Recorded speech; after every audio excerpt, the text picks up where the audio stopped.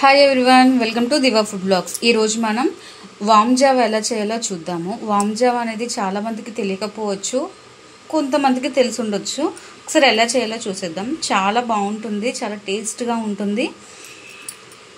దీంట్కి మనం మరీ చిన్న ముక్కలు కాకుండా కొంచెం పెద్ద ముక్కలతోనే ఆనియన్స్ అనేది కట్ చేసుకోవాలి.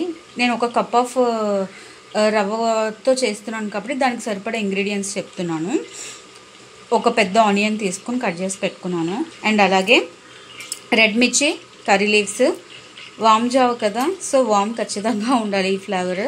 సో వామ్ ఒక స్పూన్, ఆవాలు, జీలకర్ర, ఉప్పు, పసుపు. అండ్ అలాగే నేను 1 కప్ తీసుకున్నాను కదా, 1 కప్ ఆఫ్ నూకలకి 5 కప్స్ ఆఫ్ వాటర్ పడుతుంది. నేను వాటర్ అండ్ చింతపండు పులుసు 2 కలిపి పెట్టుకున్నాను. అండ్ అలాగే రవ్వ, మనం బియ్యం జల్లించినప్పుడు కిందకు వస్తుంది కదా నూక, సో దాంతో చేస్తారనమాట. చాలా బాగుంటుంది, ఒకసారి ట్రై చేయండి. నేను కుక్కర్లో చేస్తాను, చాలా ఈజీగా అయిపోతుంది. నేను కుక్కర్లో ఆయిల్ వేసి ప్రీహీట్ చేస్తున్నాను. దీంట్లోనే ఇప్పుడు మనం కరివేపాకు, తాలింపు, వాము అన్నీ వేసేసుకొని ఫ్రై చేసుకోవాలి. ఇది ఫ్రై అయిన తర్వాత ఆనియన్స్ వేసి ఫ్రై చేసుకోవాలి. ఆనియన్స్ మరి గోల్డెన్ బ్రౌన్గా ఫ్రై చేయాల్సిన అవసరం లేదు, స్మూత్ అయితే సరిపోతుంది. అండ్ అలాగే వాము కూడా చూసుకొని వేసుకోవాలి. మరి వాము ఫ్లేవర్ ఎక్కువైపోయింది అంటే చేదు అనేది రిలీజ్ చేస్తుంది, సో అది చూసుకొని వేసుకోవాలి. ఇది కొంచెం సాఫ్ట్ అయ్యే వరకు మనం కుక్ చేసుకుందాం.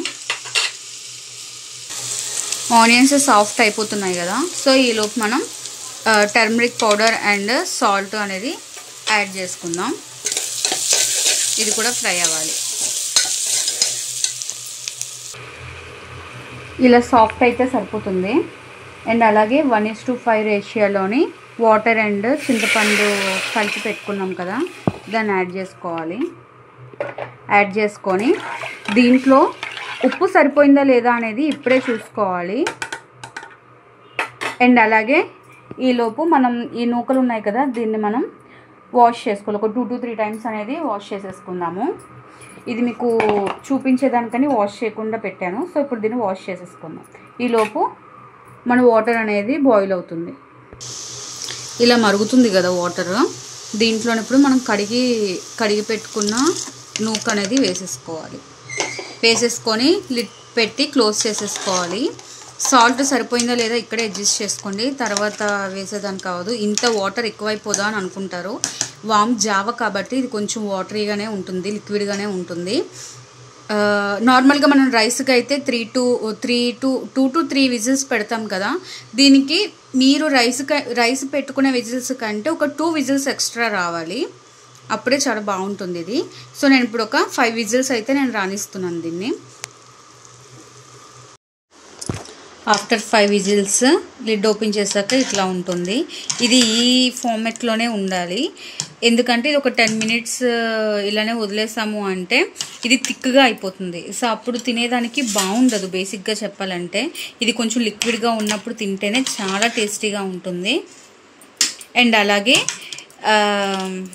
ఇది పుల్లగా కారంగా చాలా టేస్టీగా ఉంటుంది. రైనీ సీజన్లో కూడా సూపర్ టేస్ట్ని ఇస్తుంది మనకి, ఎమ్మీగా. ఇది వేడివేడిగా తింటే ఇంకా బాగుంటుంది. ఓకేనా? Thanks for watching. Please do like, share and subscribe my channel.